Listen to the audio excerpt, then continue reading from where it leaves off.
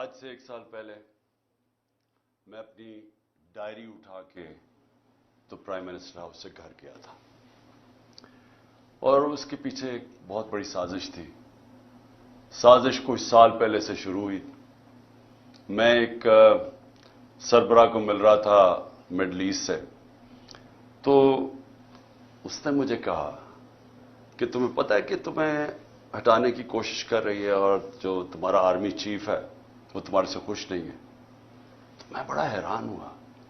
میں تو سمجھا ہم ایک پیج پہ ہیں اور ہمیں تو کوئی سوچ بھی نہیں سکتا تھا. تو میں نے اس کو کہا تم کیا باتیں کر رہے ہو؟ مجھے کہ کانفرنس پہ ملا. تو جب ہم نے ریورس انجینئرنگ کی،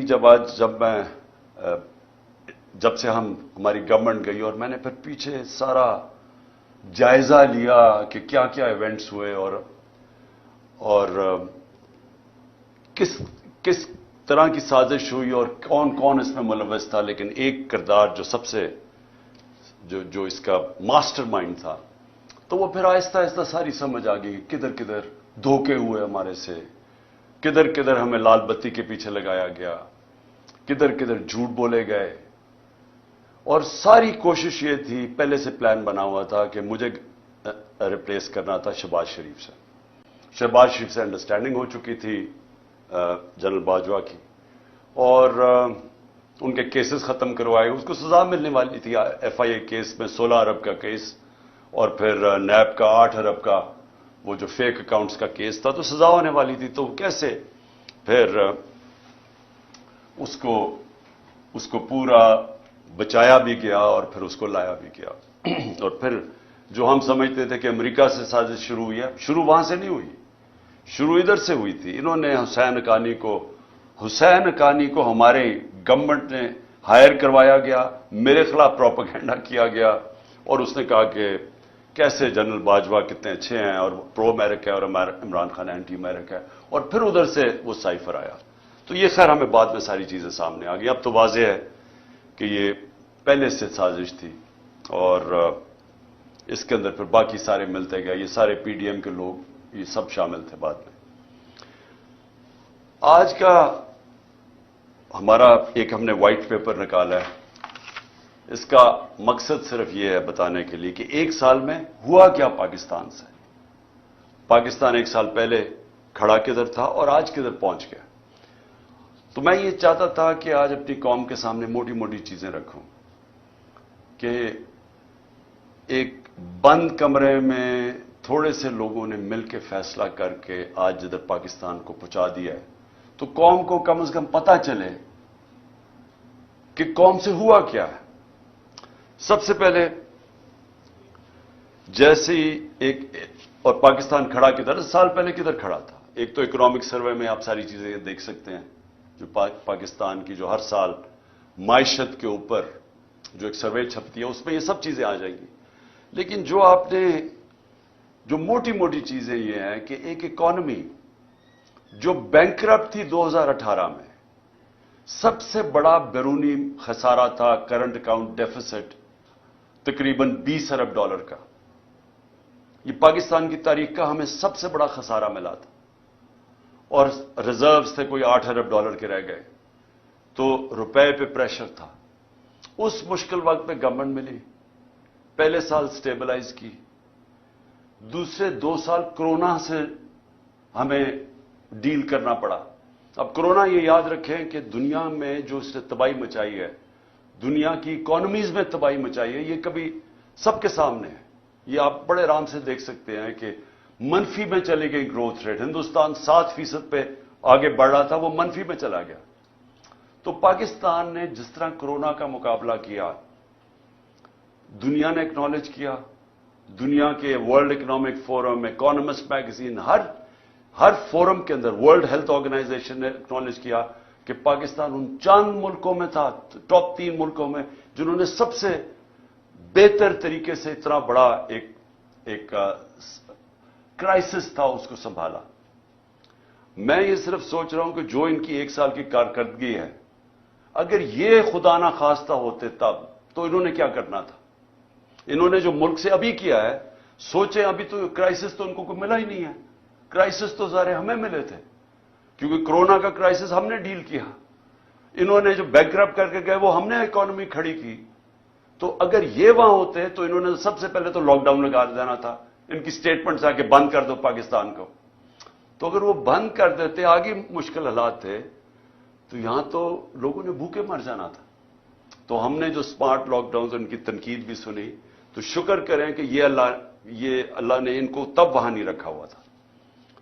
اس کے بعد آخری 2 سال 5.7% پہ ہماری اکانومی اوپر گئی اور 6% پہ اوپر گئی. اور یہ یاد رکھیں کہ 17 سال میں بہترین پاکستان کی اکنامک پرفارمنس تھی.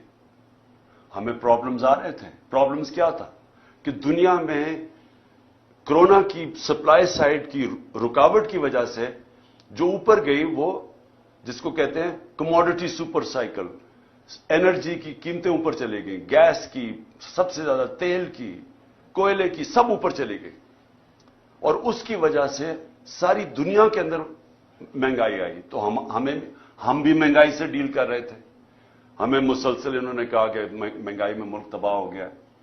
لیکن یاد رکھیں کہ سب سے بڑا جو چیز مہنگائی کرتی ہے وہ تیل ہے. تو ہمارے زمانے میں آخری سال میں $110 سے $115 پہ تیل چلا گیا تھا.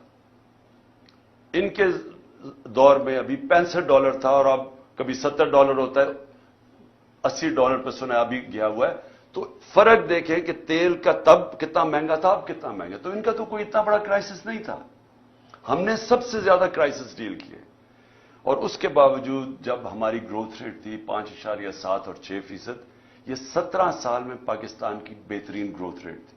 اور یاد رکھیں اس سے پہلے جو تھی امریکن ڈالر آ رہے تھے وار آن ٹیرر میں, اس سے پہلے جنرل ضیاء الحق کے تب پھر ڈالرز آ رہے تھے افغان جہاد میں, اس سے پہلے ایوب خان کی سیٹوں سینٹوں میں پھر امریکن ڈالر آ رہے تھے. یہ امریکن ڈالرز آنے کے بغیر پاکستان کی گروتھ 5.7 اور 6% تھی. جو ہم نے تیل کی قیمتیں, پٹرول اور ڈیزل کی قیمت نیچے رکھی, وہ کیوں رکھی تھی؟ کیونکہ ہم سمجھ رہے تھے کہ ببل ہے, یہ تھوڑی دیر کے نیچے آ جائے گا, لیکن ہماری اکانومی اتنا اونچ نیچ نہیں دے سکتی, اس لیے ہم نے سبسڈائز کی. کیونکہ ہم نے روس سے جب میں وہاں گیا, میں نے صدر پوٹن سے جب ملاقات ہوئی, ہم نے ان کو بتایا کہ ہمارے ملک میں یہ آپ کی ٹینشن کی وجہ سے تبھی تیل کی قیمتیں اوپر چلی گئی تھی. تو انہوں نے پھر اپنا انرجی منسٹر بھیجا, حماد اظہر سے ملاقات ہوئی, اور ہماری انڈرسٹینڈنگ یہ تھی کہ ہم نے جس طرح ہندوستان سستا تیل روس سے لے رہا تھا, پاکستان نے بھی لینا تھا. اور بدقسمتی سے آتے ساتھ ہی آپ کو پتا ہے کہ سازش شروع ہو گئی, واپس آئے تو ووٹ آف نو کانفیڈنس ہو گئی, اور اس کے بعد ہماری گورنمنٹ چند ہفتوں میں چلی گئی. تو وہ بیچ میں ہی چیزیں رہ گئی. ہمارا ٹیررزم جو اتنا آج کل ٹیررزم کی بات کر رہے ہیں, یاد رکھیں ہم ٹیررزم سے ٹورزم پہ گئے تھے. ہمارے 3.5 سال میں دہشت گردی دیکھ لیں اور آج دیکھ لیں. اور جب جو امریکہ نکلا افغانستان سے, تو وہ بہترین ٹائم تھا اس وقت کہ افغان گورنمنٹ کے ساتھ کوآپریٹ کر کے ہم اس ملک کے اندر جو دہشت گردی جو تھوڑی بہت بھی تھی اس کے اوپر بھی قابو پا سکتے تھے. لیکن کچھ نہیں کیا گیا. انہوں نے کوئی نہ, ان کے پاس ٹائم تھا سوچنے کا, نہ کچھ تھا, کیونکہ آئے تھے صرف ایک مقصد کے لیے, اپنے کرپشن کیسز ختم کرنے کے لیے. نہ انہوں نے اکانومی کا روڈ میپ دیا, نہ ان کو کوئی فکر تھی کہ یہ جو واپس آ رہے ہیں, جب طالبان گورنمنٹ آئی تو انہوں نے کہا واپس جائیں ٹی ٹی پی کو. تو جب وہ واپس آ رہے تھے, نہ سوچا کہ ان کو ریہیبلیٹیٹ کیسے کرنا ہے.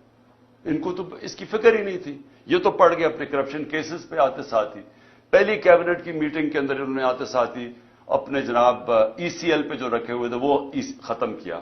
60% کیبنٹ جو نئی آئی وہ ضمانت پہ تھی, کرپشن کے کیسز تھے. تو انہوں نے تو صرف آتے ساتھ ہی اپنی کرپشن کیسز ختم کیے, اور پھر اسمبلی میں جا کے نیب کا قانون پاس کر کے 1100 ارب روپے کے کرپشن کے کیسز اپنے ختم کیے. ہمارے 3 سالوں میں نیب نے 480 ارب روپے کرپشن کا ریکور کیا تھا. ہماری ایوریج آ رہی تھی 160 ارب روپیہ سال کا. سب سے زیادہ ہمارے دور میں ہم نے نیب نے پیسے ریکور کیے تھے جو کرپشن کے تھے. انہوں نے آتے ساتھ ہی پہلے نیب کو ختم کیا, نیب کے اوپر آدمی بٹھایا, جب وہ بٹھایا اس نے بھی دیکھا کہ میرے سے غلط کام کروا رہے ہیں, اس نے ریزائن کیا. یعنی نیب کا ادارہ تباہ کیا آتے ساتھ ہی, کیونکہ ان کو سب کو ڈر تھا نیب سے, تو امینڈمنٹ بھی پاس کی, پھر اپنا آدمی رکھایا, وہ بھی نہیں چلا. اس کے بعد ایف آئی اے کو انہوں نے تباہ کیا آتے ساتھ ہی, کیونکہ شہباز شریف نے پھنس جانا تھا. مقصود چپڑاسی اور وہ جو 16 ارب روپے کے کرپشن کیس تھے, ایف آئی اے پہلے رائے طاہر کو لے کے آئے, آئی جی جو نہیں, رائے طاہر پہلے سے تھا, اس سے غلط کام کروانے کی کوشش کی, اس نے ریزائن کیا, پھر آدمی لے کے آئے, پھر ساری ایف آئی اے کو صرف لگا دیا ہم سب کے اوپر, ہمارے اوپر کیسز کرنے کے لیے. ایف آئی اے کا ادارہ ختم کیا اپنے آپ کو بچانے کے لیے 16 ارب کیسز کے اور اپنا آدمی اور وکٹمائزیشن کے لیے. نیب, ایف آئی اے گئی, پارلیمنٹ ختم ہو گئی, کیونکہ جب راجہ ریاض بن گیا اپوزیشن لیڈر تو اس کا مطلب اپوزیشن تو ختم ہو گئی, تو پارلیمنٹ تو چلتی نہیں اپوزیشن کے بغیر, تو وہ ختم ہوئی. پھر الیکشن کمیشن, اس کو انہوں نے استعمال کیا صرف اور صرف کہ کسی طرح وہ ان کو الیکشن جتا دے, توشہ خانہ کیس کر دے عمران خان کے اوپر, فورن فنڈنگ کیس کر دے. اب وہ فورن فنڈنگ کیس ہی ختم ہو گیا, اب پتہ چلا کہ وہ فورن فنڈنگ ہی نہیں تھا, وہ کچھ اور تھا. اب ہائی کورٹ نے, ایک جج صاحب نے کہا کہ جی بتائیں, جو عمران خان کے اوپر میڈیا ٹرائل کر رہے تھے وہ بھی رہ گیا بیچ میں, ابھی توشہ خانہ بھی ختم ہوگا, وہ بھی پتہ چلے گا کہ اس الیکشن کمیشن نے ان کو خوش کرنے کے لیے میرے پہ کیس کیا تھا. اور پھنس جائیں گے یہ اب, کیونکہ توشہ خانہ کا ریکارڈ سارا اویلیبل ہے. تو توشہ خانہ کا جب ریکارڈ اویلیبل ہے, انہوں نے اپنے پیر پہ کلہاڑی مار دی ہے, کیونکہ اس میں نواز شریف اور زرداری نے پھنس جانا توشہ خانہ میں. اور انشاءاللہ ان کی جو گاڑیاں انہوں نے چوری کی ہیں وہ بھی ہم سامنے لے کے آئیں گے. اس کے بعد میڈیا جو ایک ستون ہوتا ہے ڈیموکریسی کا, اس کے اوپر واردات شروع ہوئی. عمران خان اور پی ٹی آئی کا بلیک آؤٹ شروع ہو گیا میڈیا میں. ہمارے دور پہ کہتے ہیں کہ جی میڈیا کے اوپر پابندی تھی, جتنی آزادی ہمارے دور میں میڈیا کے اوپر تھی, میں چیلنج کرتا ہوں پاکستان کی تاریخ میں نہیں تھی. کھل میڈیا نے جس طرح ہمیں اٹیک کیا, میرے پہ, سب پہ, میرے گھر والوں پہ, کبھی ایسا میڈیا کا اٹیک نہیں تھا. ہنی مون پیریڈ بھی نہیں ملا, پہلے دن سے اٹیک شروع کر دیا. اور جیسے ہماری گورنمنٹ گئی, میڈیا کو ٹوٹل کنٹرول کیا گیا. خود ٹیلی فون جایا کرتا تھا نامعلوم صاحب سے کہ جناب عمران خان کو نہیں دکھانا. ان کو اونرز کو ٹیلی فون کر کے کہا جاتا تھا کہ اس کو نہیں تم نے دکھانا. جو 2-3 چینلز تھی وہ جو دکھا رہی تھی, ان کے اوپر آپ پریشر ڈال کے ان کو بھی بند کروا دیا کہ آپ نے بھی نہیں دکھانا, لائیو عمران خان کی کوریج نہیں دکھانی. جو سب سے بڑی پارٹی پاکستان کی ہے, اس کے لیڈر کو کیسے ایک ڈیموکریسی کے اندر آپ میڈیا سے بلیک آؤٹ کروا دیتے ہیں, اس کی سپیچز نہیں دکھانے دیتے. اور یہ بھی آپ, یہ لائیو نہیں جائے گا کیونکہ ان کو خوف ہے کہ پتہ نہیں وہ کیا کہہ دے گا. تو اتنا خوف ہے فریڈم آف سپیچ سے. اور میں آج یاد کرانا چاہتا ہوں ہر وہ ہمارا صحافی جو ہمارے دور میں کہتا تھا کہ جی دیکھیں یہاں پابندیاں لگ رہی ہیں, میں چیلنج کرتا ہوں کہ آج اور کمپیئر کریں. میں کہتا ہوں پاکستان کی جمہوریت کی تاریخ میں کبھی ایسی پابندیاں نہیں لگی جو آج لگی ہوئی ہیں ہمارے اوپر. تو میڈیا انہوں نے کر دیا. پھر فنڈامنٹل رائٹس, بنیادی حقوق, 25 مئی کو سے شروع ہوتا ہے. لوگوں کے گھروں میں پولیس گھس کے, پی ٹی آئی کے ایم پیز لوگوں کے گھروں میں گھس کے, نہ چادر نہ چادر دیواری, وہاں جا کے جو انہوں نے جس طرح تشدد کیا, لوگوں کو اٹھایا. ایک 11 سال کے بچے کو لے کے جا رہے ہیں جیل میں کیونکہ باپ نہیں تھا. ایک گھر میں اٹیک کر دیا انہوں نے, وہ ایک میجر صاحب تھے, ان کو کیا پتا کون آ رہا ہے گھر میں. کوئی کسی کے گھر میں رات دروازہ توڑ کے گھستا اندر, اس نے گولی مار دی, اس نے سمجھا کوئی ڈاکو آ رہا ہے. اس کو پکڑ کے اس کے بیٹے کو انہوں نے جو تشدد کیا پولیس نے, جو بیٹے سے کیا. میں 6 مہینے کے بعد بیٹے کو ملا, اس نے کہا میں ابھی بھی میں رات کو سو نہیں سکتا, اتنا انہوں نے میرے ظلم کیا. اس کے بعد 25 مئی کو جو عورتیں بچوں کے اوپر انہوں نے, وہاں دیکھ رہے ہیں کہ فیملیز آئی ہوئی ہیں. تحریک انصاف کی کیسے یہ کہہ سکتے ہیں کہ ہم کسی بھی انتشار کے اندر ہم ملوث ہوں, کیونکہ جو پارٹی الیکشن چاہتی ہے وہ انتشار کیوں چاہے گی. ہم تو پہلے دن سے کہہ رہے ہیں کہ پاکستان کے مسئلے الیکشن میں, وہ انتشار کیوں چاہے گی. لیکن ہر جگہ ہمارے اوپر انہوں نے ہمیں کوشش کی کہ کسی طرح ہم ریئیکٹ کریں, ہمارے اوپر ٹیئر گیسنگ جو بھی کریں تاکہ یہ کہہ سکیں کہ تحریک انصاف انتشار پھیلا رہی ہے. تاکہ اور کیسز بنائیں اور کسی طرح الیکشن نہ ہو ملک میں کہ جی فضا نہیں ہے، سیکورٹی سچویشن نہیں ہے. تو ہمارے پاس تب سے شروع ہوئے. پھر اس کے بعد ہر جگہ اور بنتے گئے، کیسز بنتے گئے. میرے اوپر آج 144 کیس بن چکے ہیں. میرے اور علی امین کے اوپر، دونوں کے اوپر انہوں نے غداری کا کیس بنا دیا. میرے اوپر غداری کا کیس یہ ہے کہ جناب میں نے اپنی کئی تقریر میں، اور کوئی ایک میجسٹریٹ کہہ رہا ہے کہ میں اتوار کو آفس تھا جب کوئی ہونا نہیں چاہیے تھا. میں نے اور میرے سٹاف نے دیکھا کہ عمران خان نے کوئی ایسی توہین کر دی ہے ادارے کی، کیونکہ میں نے ڈرٹی ہیری کا ہے اور میں نے سائیکوپیتھ کا ہے. اس کے اوپر میرے اوپر غداری کا پرچہ کر دیا.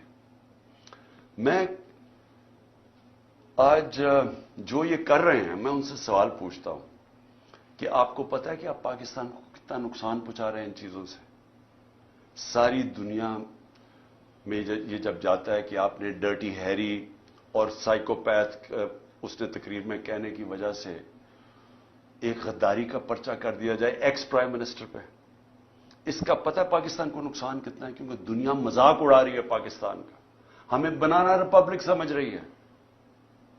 144 پرچے، جس میں 40 دہشت گردی کے پرچے میرے اوپر ہیں. یہ ساری دنیا، اب باہر کی چینلز ساری انٹرسٹ ہے، یہ ساری چیزوں کی رپورٹنگ ہوتی ہے.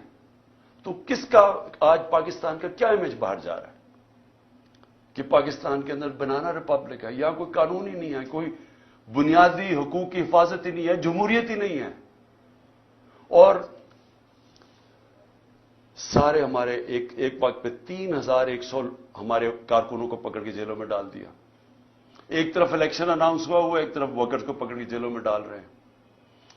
اس کے بعد سوشل میڈیا کے لوگوں کو اٹھا رہے ہیں، اغوا کر رہے ہیں، وہ غائب ہو جاتے ہیں. ہمارا اظہر ماشوانی غائب ہو گیا 7-8 دنوں کے لیے، پتہ ہی نہیں کدھر گیا. ساری فیملی، گھر والے میرے سے پوچھ رہے ہیں.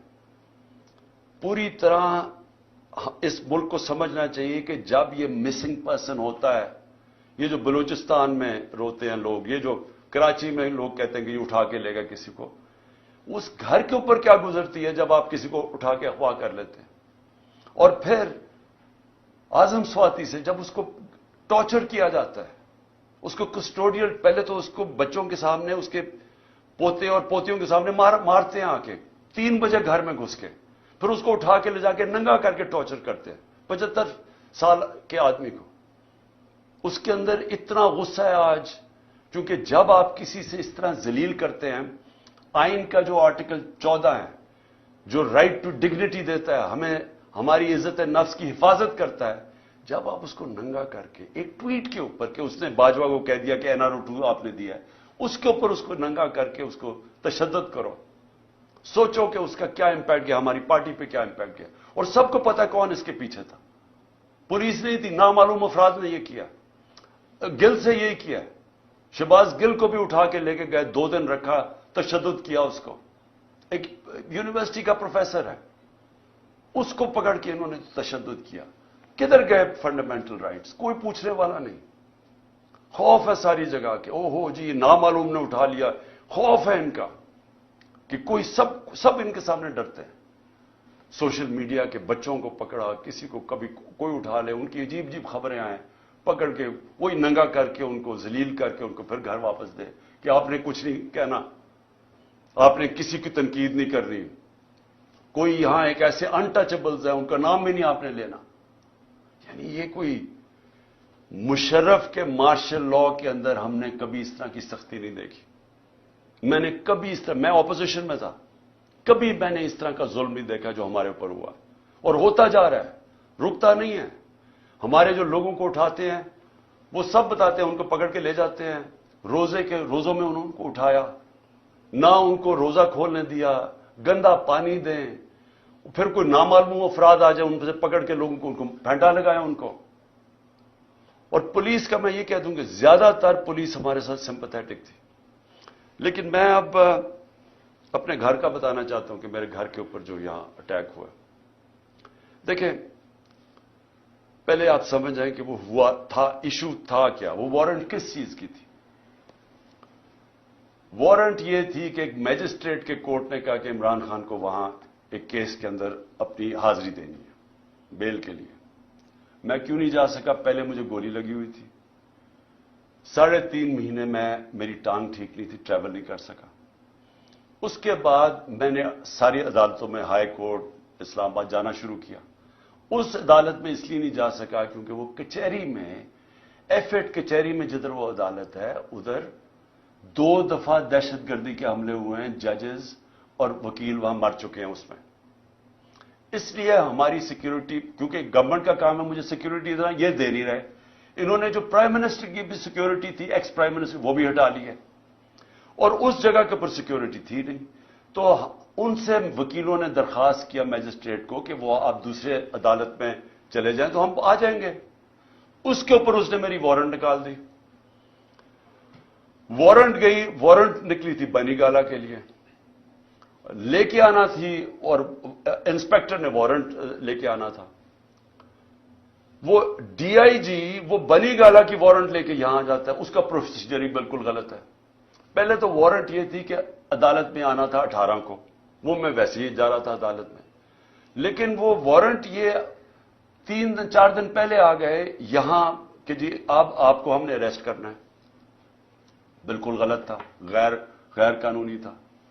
اس کے بعد انہوں نے جب یہاں پولیس فوج جمع کر دی, جس طرح کہ دنیا کا سب سے بڑا دہشت گرد یہاں چھپا ہوا ہے, 3 طرف سے پولیس. تو شام کو میں نے وکیل کے ذریعے اشتیاق خان جو پریزیڈنٹ ہے لاہور بار ہائی کورٹ کا, اس نے میں نے ایشورٹی بانڈ دیا کہ میں پہنچ رہا ہوں وہاں 18 کو, اور جب وہ ایشورٹی بانڈ مل جائے قانون کے مطابق اریسٹ نہیں کر سکتے. وہ سی پی وہ لیتا ہی نہیں ہے بانڈ, کیونکہ نیت کچھ اور تھی. نیت کیا تھی یہ ذرا میں آپ سب کو بتا دوں. نیت ان کی یہ تھی کہ 2 قسم کے ان کے سامنے ماڈل تھے جو میرے اوپر آزمائے. پہلے تھا سلمان تاثیر کا قتل. وہ دینی انتہا پسند ہے جو وزیر آباد جس کے نام پہ انہوں نے یہ پلان کر کے کیا ہوا تھا. پہلے انہوں نے ایک کیمپین چلائی کہ عمران نے توہین مذہب کر دی ہے. میں نے تب پبلک میں کہا کہ یہ اب سلمان تاثیر ٹائپ قتل کرائیں گے میرا دینی انتہا پسند سے, اور وہی ہوا. وہ اس نے میرے پہ واردات کی وزیر آباد میں. اس کے بعد کور اپ کیا گیا. پہلے تو میری ایف آئی آر نہیں رجسٹر کی, مجھے پتا تھا وہ کون 3 لوگ ہیں جو پیچھے تھے, کیونکہ میں تو پہلے سے کہہ رہا تھا کہ یہ میرے اوپر واردات ہونی ہے. اس کے بعد جب واردات ہوگی انہوں نے سیبوٹاج کیا جے آئی ٹی کی, کیونکہ اگر وہ فائنڈنگ سامنے آ جاتی تو پتا چل گیا تھا 3 شوٹر ہیں, ایک تھا ہی نہیں. تو وہ دینی انتہا پسند کا جو انہوں نے بوگی بنائی تھی وہ تو ختم ہو گئی تھی. تو انہوں نے وہ سیبوٹاج کی. کون تھے پیچھے؟ وہ طاقتور جو سارے پاکستان میں وہ طاقتور جو فیصلہ کرتا وہی ہوتا ہے, وہ پیچھے تھے. اس کے بعد اگلا پلان بنتا ہے یہ جو میرے گھر پہ یہ اٹیک, یہ دوسرا ماڈل تھا مرتضی بھٹو ٹائپ قتل, کہ انہوں نے اٹیک کرنا تھا, یہاں ہو رہا ہے, اور اسی کے اندر جناب عمران خان کو قتل ہو گیا. تو وہ مرتضی بھٹو کا ماڈل تھا. یہاں پہلے کیا, ساری رات اٹیک کرتے رہے, اتنی پولیس رینجرز, جس طرح کا انہوں نے کیا سب غیر قانونی تھا. مقصد کچھ اور تھا, مقصد یا قتل کرنے کا تھا یا پھر اٹھا کے جیل کے اندر کوئی زہر دے دینی تھی, جو کہ ان کا وہ جس طرح 4 مرے ہیں ہارٹ اٹیک سے شہباز شریف کے گواہی, وہ دوسرا وہ ماڈل تھا. اس کے بعد میں جاتا ہوں اسلام آباد, ادھر دوسرا پلان, پھر مرتضی بھٹو پلان بنا ہوا تھا. اندر پہلے انہوں نے مجھے اکیلا کرنا تھا, اندر جانا تھا, وہاں رینجرز پولیس بھرے ہوئے تھے, نامعلوم افراد. تو وہ تو شکر ہے ہمارے اندر جو وکیل تھے ان کو بھی مارا, شبلی فراز کو مارا وہاں. اور اس نے جلدی سے انہوں نے آ کے بتایا کہ یہاں نہ ہو, یہاں تو ٹریپ ہے, ڈیتھ ٹریپ ہے. وہ اللہ نے وہاں سے بچایا. تو یہ سارا پلان بنا ہوا تھا عمران خان کو راستے سے ہٹانا. وہ کیونکہ 37 میں سے 30 بار الیکشن ہم جیت چکے تھے, پاکستانی قوم ہمارے ساتھ کھڑی ہو گئی تھی, ڈر ان کو الیکشن سے لگ چکا تھا, الیکشن سے یہ بھاگ رہے تھے. اور اس الیکشن سے بھاگنے کے لیے ان کو ڈر یہ تھا کہ اگر اس کو جیل میں بھی ڈالتے ہیں تو اس کی پاپولیرٹی اوپر چلی جائے گی, لہٰذا اس کو قتل کرو, راستے سے ہٹاؤ. تو یہ جو 144 کیسز ہیں یہ سارا اسی کی کڑی ہے. پھر اسی دور میں میڈیا کا کیا, یعنی جو بنیادی حقوق تو تباہ کر دیے انہوں نے, جو ابھی علی امین کو پکڑا، علی امین کو کس طرح پکڑا؟ اس کو پولیس، اس کا جو ڈی پی او پکڑنے آیا، اس نے سٹیٹمنٹ دی کہ جو بھی ہو جائے میں نے اس کو پکڑ کے لے کے جانا ہے، عدالت بھی نہ اسے جانے دے. یعنی ایسا کہ ٹارگٹ کر کے جو مین لوگ ہیں عمران خان کے ساتھ، ان کو پکڑ کے جیلوں میں ڈالنا ہے. اگر عمران خان نہیں تو مین لوگوں کو جیلوں میں ڈالو. اچھا، اس کے بعد معاشیت. اب ذرا معیشت کیا تھی؟ میں نے شروع میں آپ کو بتایا کہ اکانومی گرو کر رہی تھی. انڈسٹری 17 سال میں لارج سکیل مینوفیکچرنگ انڈسٹری 10% کی ریٹ پہ گرو کر رہی تھی، 10% پہ، جو کہ بڑی انڈسٹری ہوتی ہے جس سے سب سے زیادہ روزگار ملتا ہے. 3 سال میں 55 لاکھ لوگوں کو مزید روزگار ملا. یہ بھی ورلڈ بینک کی ہے. اور ہمارا جو زراعت ہے وہ 4.5% پہ گرو کر رہی تھی. 2 سال مسلسل بمپر کراپس ہوئی. کیوں؟ کیونکہ ہم نے پیسہ، گنا کا جو فصل تھی اس کا پورا پیسہ دینے دیا. ہم نے شوگر مل مافیا کو، جو بیچارے کسان کو کے اوپر ظلم کرتے ہیں، اس کے حق مارتے ہیں، ہم نے ان کو ٹائم پہ پیسے دلوائے، پوری قیمت دلوائے. انہوں نے پیسہ اپنی زمینوں پہ لگایا. تو سب سے زیادہ پیسہ زراعت میں گیا ہمارے دور میں، اور اس کی وجہ سے انہوں نے، ہماری فصلیں بھی زبردست ہوئی، زراعت بھی بڑھ رہی تھی، انڈسٹری بھی بڑھ رہی تھی. آئی ٹی کی ایکسپورٹس جو مستقبل ہے 75% 2 سالوں میں بڑھی. تو ملک تو صحیح راستے پہ جا رہا تھا، ریکارڈ ہماری ٹیکس کلیکشن ہو رہی تھی. تو اب کیا حالات ہیں معیشت کے؟ 6% سے ورلڈ بینک کے مطابق 0.4% پہ گروتھ ریٹ نیچے چلی گئی. اس سے ورلڈ بینک کی رپورٹ ہے کہ 40 لاکھ لوگ غربت کی لکیر سے نیچے چلے گئے.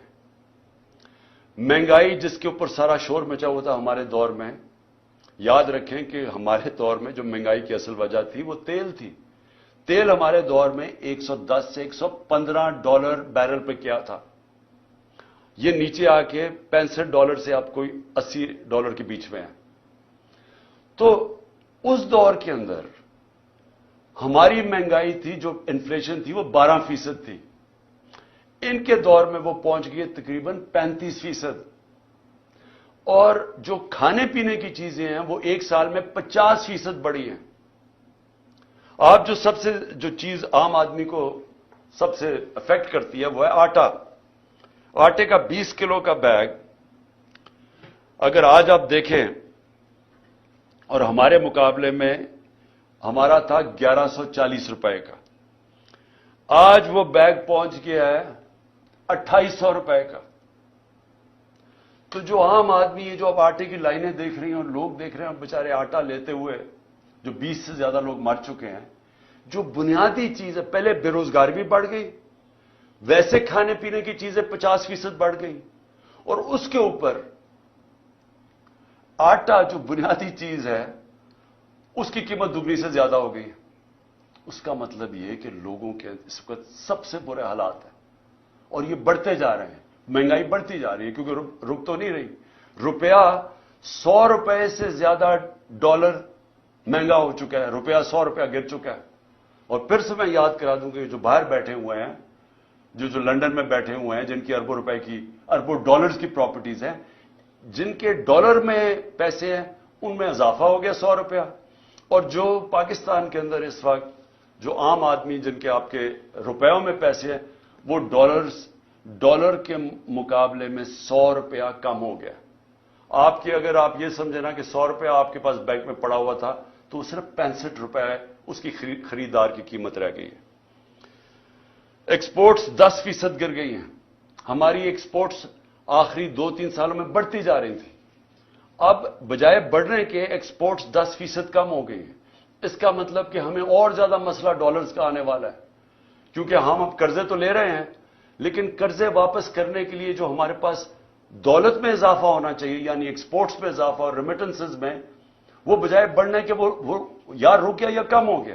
تو ڈالرز تو کم آ رہے ہیں اور قرضے بڑھتے جا رہے ہیں. اور انڈسٹری جو سب سے خطرناک ہے پاکستان میں، کہ آپ کی دولت میں اضافہ انڈسٹریلائزیشن سے ہوتا ہے. جو ہماری انڈسٹری بڑھتی جا رہی تھی، جو لارج سکیل مینوفیکچرنگ 10% بڑھ رہی تھی، وہ آج 50% انڈسٹری بند ہو چکی ہے. اور جو آج انڈسٹری کا حال ہے، اس کا اب ڈائریکٹ امپیکٹ پڑ رہا ہے. جس طرح میں نے کہا ہمارے دور میں، یہ صرف سال پہلے فیصل آباد میں پوچھیں ان کو ٹیکسٹائل انڈسٹری کا اسکلڈ ورکر نہیں مل رہا تھا، مزدور نہیں مل رہا تھا. اور آج آپ دیکھ لیں کہ ٹیکسٹائل انڈسٹری کے حالات کیا ہیں. اچھا جی، پھر اب آخر میں پہنچ رہا ہوں کہ 1 سال کے اندر معیشت بھی بیٹھ گئی، میڈیا بھی بند کر دیا، ہمارے جو بنیادی حقوق ہیں ان کی بھی تباہی کر دی،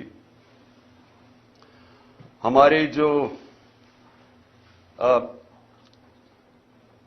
جو ٹیررزم ہے پاکستان میں، جو ٹورزم کی طرف چلے گئے تھے، باہر کی برٹش ایئرویز، باہر کی airline, Virgin Atlantic airlines آنی شروع ہو گئی تھی پاکستان میں، کرکٹ ٹیمز آنی شروع ہو گئی تھی، وہ آج پھر دہشت گردی بڑھتی جا رہی ہے. کیونکہ امن تھا تو یہ سب آ رہے تھے، تو ان کے دور میں دہشت گردی بڑھتی جا رہی ہے.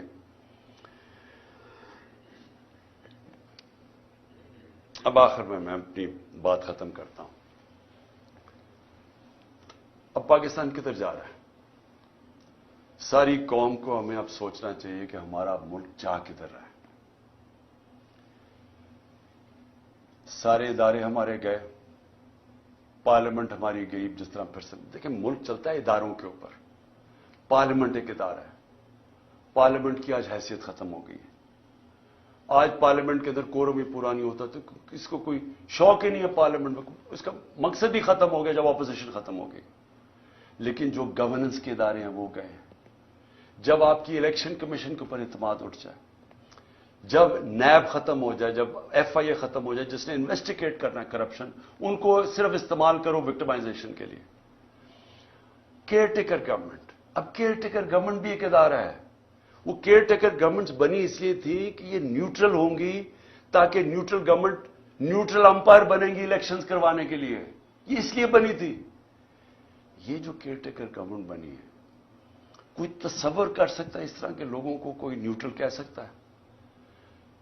3100 کارکنوں کو پکڑ کے جیل میں ڈال دیں، میرے گھر پہ حملہ کر دیں. میں جاتا ہوں اسلام آباد، پیچھے میری بیوی اکیلی گھر پہ، وہ پورا دعویٰ بول دیتے ہیں، مارتے ہیں ان کو، نوکروں کو مارتے ہیں، خنسامے کو لے جاتے ہیں. اچھا، خنسامے سے سوال کیا پوچھتے ہیں یہ نامعلوم افراد؟ یہ بھی سن لیں کہ جی عمران خان کے جو گھر پہ جو کمرے میں اس کے شیشے لگے ہوئے ہیں، اس خنسامے سے پوچھ رہے ہیں کیا وہ بم پروف ہیں یا بلٹ پروف ہیں. پھر اس سے پوچھ رہے ہیں کہ جناب کتنا راستہ ہے کچن سے عمران خان کے بیڈ روم کی طرف. یہ خنسامے سے سوالات پوچھ رہے ہیں. وہ اور ہے کہ وہ کھاتا کیا ہے تاکہ وہ زہر دینے کے لیے پتہ چل جائے کھاتا کیا ہے. یہ ہمارے ملک کے حالات ہیں. وہ بیچارے خنسامے کو مار مار کے وہاں پہلے لے جاتے ہیں. اب یہ سوال پوچھ رہے ہیں اس سے، اور اس بیچارے غریب آدمی کو پھر اپنا ایسٹ بنانے کی کوشش کر رہے ہیں کہ تاکہ آگے سے جاسوسی کریں ان کے. پہلے بھی میرے جو اسلام آباد کے جب میں پرائم منسٹر تھا، وہ دونوں میرے جو نوکر تھے، میرے جو گھر میں کام کرتے تھے، ان دونوں کو پے رولز پہ رکھ لیا نامعلوم افراد نے. ان سے بھی یہ پوچھتا ہے کھانا کیا کھاتا ہے. یہ سوچیں، یہ ملک کے حالات ہیں کہ کیا اگر مارنے کی آپ نے کوشش کرنی ہے تو کوئی عقل سے کر لیں، کسی تھوڑی سی عقل ہی استعمال کر لیں.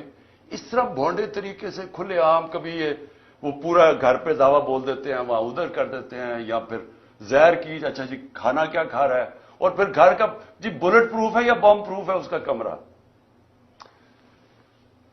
تو میں آج آخر میں یہ پوچھنا چاہتا ہوں کہ ہم جا کدھر رہے ہیں. ادارے جب ایک ملک کے ختم ہو جاتے ہیں، ملک ختم ہو جاتا ہے. ملک چلتا ہے اداروں کے اوپر، آپ کی بیوروکریسی کے اوپر، آپ کا جوڈیشل سسٹم کے اوپر.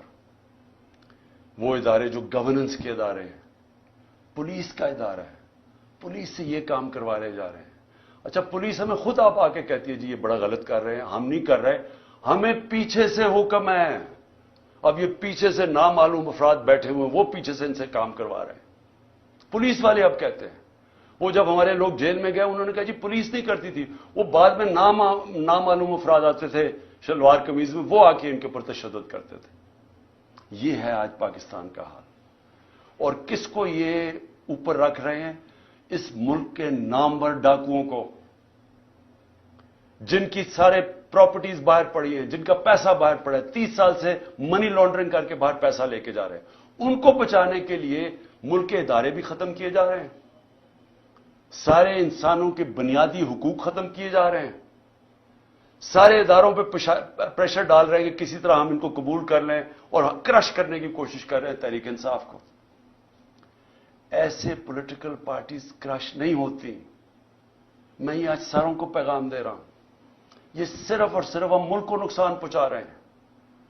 فاطمہ جناح کا جب الیکشن ہوا ایوب خان سے, تو یہ حربے استعمال کیے گئے اس کو ہرانے کے لیے. اس کا کیا ہوا نقصان؟ ادھر سے شروع ہوا ایسٹ پاکستان کی علیحدگی. مجیب الرحمان ان کے ساتھ تھے, فاطمہ جناح کے ساتھ. ایسٹ پاکستان نے فاطمہ جناح کو ووٹ دیا تھا. یہاں حربے استعمال کر کے اس کو ہرایا گیا. کیا نتیجہ ہوا اس کا؟ ملک ٹوٹ گیا, کیونکہ وہی مجیب الرحمان آخر میں الیکشن سویپ کر گیا, کیونکہ انہوں نے کہا یہاں تو جمہوریت ہی نہیں ہے, یہاں تو ہماری آواز ہی نہیں ہے. اور جب وہ الیکشن جیت گیا, election free and fair election وہ جیت گیا, 1970 کا الیکشن سب سمجھتے ہیں فری اینڈ فیئر. وہ جب جیت گیا, اس کی مینڈیٹ ہی مانگنا, ملک ٹوٹ گیا. اب وہی حربے پھر استعمال کیے جا رہے ہیں کہ جو سب سے بڑی جماعت ہے, اس کے ڈر سے کہ وہ الیکشن نہ جیت جائے, سارے پاکستان کا نظام کا بیڑا گرک کر رہے ہیں. ہر وہ ادارہ ختم کر رہے ہیں کہ کسی طرح ان کو جتا دے, چوروں کو, ان کو کسی طرح یا الیکشن ہونا یا یہ جیتے نا. یہ جو اب سپریم کورٹ سے ہو رہا ہے, میں سوال یہ پوچھتا ہوں کہ میں نے آئین دیکھ کے, وکیلوں کو کنسلٹ کر کے, آئین کے مطابق میں نے اپنی گورنمنٹ جب ڈیزالو کی, اور اس لیے کہ ہم کام نہیں کر سکتے تھے اور ہم یہ سمجھتے تھے کہ الیکشن ایک ہی راستہ ہے, اور ابھی میں سمجھتا ہوں کہ الیکشن کے بغیر کوئی دوسرا راستہ نہیں ہے. ہم اپنی گورنمنٹ ڈیزالو کرتے ہیں, ادھر سے پتا چلتا ہے جی وہ اور ایشو اٹھ جاتا ہے کہ جی وہ 100 موٹو یا نہیں 100 موٹو. بھی 100 موٹو میں تو ہماری گورنمنٹ گئی تھی 1 سال پہلے, 100 موٹو میں تو گئی تھی, یہی ججز تھے, تب وہ ٹھیک تھا. اب وہ 100 موٹو لیتے تو آپ کہتے جی وہ بجائے یہ فیصلہ کریں جی 90 دن کے اندر الیکشن ہونے چاہیے نہیں, کیا آئین کیا کہتا ہے, تو آئین تو واضح ہے. بجائے اس کے اوپر بات کرنے کے کبھی کوئی جی آپس میں ججز کو تقسیم کروا دو, ان کی آپس میں انتشار کروا دو, ملک کا بیڑا غرق کروا دو, کسی طرح الیکشن نہ ہو. وہ باہر بیٹھا ہوا جو ہے, اور یہ زرداری ہے, میں بتاؤں ان کا پاکستان میں انٹرسٹ کیا. میں پھر سے پوچھتا ہوں, چھٹیاں باہر, جب اقتدار سے نکلتے ہیں پھر باہر بھاگ جاتے ہیں, بڑے بڑے محلوں میں وہاں رہ رہے ہیں, شاپنگ باہر ہیں, سرجریز باہر ہیں, سب کچھ باہر ہے, بزنسز باہر ہیں. اس کے بچے 2 باہر کہتے ہیں پاکستان نیشنل ہی نہیں ہے. 3 دفعہ پرائم منسٹر کے بیٹے کہتے ہیں پاکستان نیشنل اس لیے نہیں ہے, یہ جواب ہی نہیں دے سکتے کہ اربوں روپے کی پراپرٹیز کدھر سے آئیں ان کے پاس. اور وہ بیٹھ کے فیصلے کر رہے ہیں پاکستان پہ, اور وہ فیصلہ کر رہے ہیں لنڈن پلان کے تحت کہ کیونکہ میں الیکشن نہیں جیت سکتا اس لیے الیکشن نہ کرواؤ اور پی ٹی آئی کو کرش کرو. اور وہ کہہ رہے ہیں کہ میں یہ جو میری اگریمنٹ ہے وہ پوری کرو, اور اس میں یہ چل رہا ہے. ملک کا بیڑا غرق ہو رہا ہے, اکانومی بیٹھ رہی, کوئی فکر نہیں ہے کہ ملک کی معیشت تباہ ہو رہی ہے. نہ پاکستان, 80% پاکستان کا بزنس مین کہتا ہے کہ ہمیں اس گورنمنٹ پہ اعتماد ہی نہیں ہے, لیکن پھر ان کو بٹھایا ہوا نہیں جی وہ تو ابھی اکتوبر میں نہیں آ گیا, الیکشن اور آگے جا رہے ہیں, جب تک یہ جیتیں گے نہیں, جب تک غلط فہمی یہ ہے کہ کہیں یہ لوگ تھوڑی دیر کے بعد شاید ان کو اچھا سمجھنا شروع ہو جائے. وہ کیسے اچھا سمجھیں گے؟ کون سی چیز کریں گے کہ ملک کو اس دلدل سے نکالیں گے؟ ان کے پاس تو راستہ ہی کوئی نہیں. آپ اور ان کے لیے ملک کے آئین کو بھی نقصان پہنچانے کی کوشش ہو رہی ہے, عدلیہ کو بھی تقسیم کرنے کی, ادارے بھی ختم, فنڈامنٹل رائٹس بھی ختم, ہمارے اوپر بھی 144 کیسز. اور پھر سے میں کہتا ہوں کہ ملک کا مذاق اڑا ساری دنیا میں, ساری دنیا میں پاکستان. اب کیا مجھے یہ بتائیں, جب یہ کہے گئے گورنمنٹ کہے گی کہ ہم سپریم کورٹ کا فیصلہ نہیں مانتے, تو کس انویسٹر نے پاکستان میں آنا ہے؟ جب آپ ایک انویسٹر کو جب پاکستان کی جسٹس سسٹم میں اعتماد ہی نہیں ہے, وہ کون اپنا پیسہ لے کے آئے گا پاکستان میں؟ پاکستانی اپنا پیسہ باہر لے کے جا رہے ہیں, وہ جا کے باہر انویسٹ کر رہے ہیں. اور پھر جس ملک کے اندر اگر یہ چیزیں وہ سنیں کہ ایک ایکس پرائم منسٹر کو غداری میں اس لیے اس کے اوپر کیس کر دیا کیونکہ اس نے ڈرٹی ہیری اور وہ سائیکوپیتھ لکھ دیا ہے. دنیا مذاق اڑائے گی. اس کو بنانا ریپبلک کہتے ہیں. بنانا ریپبلکس میں انویسٹمنٹ نہیں آتی. بنانا ریپبلکس میں سے سارے ان کے لوگ پیسے چوری کر کے باہر بھیج دیتے ہیں, منی لانڈرنگ کرتے ہیں. وہاں ساری جگہ شریف اور زرداری بیٹھے ہوئے ہیں. اس لیے میں یہ آج آخر میں یہ بات کہتا ہوں کہ جو ملک ہمارا ایک سال میں جہاں آج پہنچا ہے, کوئی سوال پوچھے گا اس آدمی سے جس نے کہا جی عمران خان بڑا خطرناک ہے اس لیے میں نے فیصلہ کیا, اور اس لیے اس نے فیصلہ نہیں کیا, اس نے فیصلہ اور وجوہات سے کیا تھا. وہ ایکسٹینشن اس کا بہت بڑا وجہ تھی. وہ اپنی ایکسٹینشن چاہتا تھا. شہباز شریف نے اسے شیورٹی دی ہوئی تھی. وہ اور بات ہے کہ نواز شریف اڑ گیا. پلان سارا ایکسٹینشن کا تھا. یہ سارا ڈرامہ اس کے لیے ہوا ہے, ذات کے لیے ہوا ہے. یہ ملک کو آج پہنچایا صرف اپنے ذاتی مفادات کے لیے, اور پوری سازش اس کے لیے کی گئی تھی. تو آج کوئی پوچھے گا اس کو کہ جدھر آج پاکستان ہے 9 لاکھ لوگ ہمارے پروفیشنلز ملک چھوڑ کے چلے گئے ہیں یہ پچھلے چند مہینے میں. امید چلی گئی ہے پاکستان سے. شوکت خانم سے 4 ہمارے کنسلٹنٹس چھوڑ گئے ہیں. یاد رکھیں کہ جو کینسر کے ڈاکٹرز ہوتے ہیں دنیا میں ان کی ڈیمانڈ ہوتی ہے. بڑی مشکل سے ہم ان کو لے کے آتے ہیں پاکستان, کیونکہ ایک کہیں معمولی سا بھی جو آنکولوجسٹ ہوتا ہے کینسر کا ڈاکٹر, اس کی معمولی سے کہ بھی وہ تنخواہ ہوتی ہے جو ہم پاکستان میں نہیں دے سکتے, تو مشکل سے ان کو لے کے آئے. تو یہ جو حالات دیکھ کے 4 ہمارے ڈاکٹر چھوڑ کے چلے گئے, مایوس ہو گئے ہیں. تو کیا کوئی اس کو ذمہ دار ٹھہرائے گا کہ تکبر کے اندر فرعون بنا ہوا کہ میں نے فیصلہ کیا جی ملک کی بہتری کیا ہے, اور اس کے لیے آج جو ہمارے حالات ہیں کوئی اس کو کوئی ادارہ ذمہ دار ٹھہرائے گا؟ کیا یہ قانون سے اوپر ہے؟ ان کو کوئی پوچھ نہیں سکتا. حمود الرحمان رپورٹ 25 سال کے بعد جو ملک ٹوٹ گیا تھا ہندوستان میں چھپی تھی, پاکستان نہیں آئی تھی, کیونکہ وہ یہ سمجھتے ہی نہیں ہیں کہ جب تک ایک معاشرے میں تنقید نہیں ہوتی معاشرہ آگے نہیں بڑھ سکتا. جو ساری ڈکٹیٹرشپس دنیا میں فیل ہوئی ہیں ان کی سب سے بڑی وجہ ہے کہ ڈکٹیٹرشپس کے اندر تنقید نہیں ہوتی. جب تنقید نہیں ہوتی معاشرہ سکڑ جاتا ہے. یہ جو جمہوریت کی خوبی ہے یہ کہ وہ تنقید ہوتی ہے اور تنقید سے اپنی صلاحیت کرتا ہے معاشرہ. یہاں جب تک ہم یہ سمجھیں گے کہ جی وہ ایک سپر کنگ تھا, وہ جو مرضی فیصلہ کرے, ذمہ دار کسی اور کو ٹھہراؤ, اور وہ آرام سے کسی باہر والے ملک میں اچھی ہوائیں لیتا پھرے, کبھی بھی ملک آگے نہیں بڑھے گا. اور آج خاص طور پہ پاکستان کی اس برے وقت میں جو سب سے خوشائن چیز وہ یہ کہ پہلی دفعہ میں نے 1 سال میں جو چیز چینج دیکھا ہے کہ ہماری عوام جاگ گئی ہے, ایک شعور آ گیا ہے.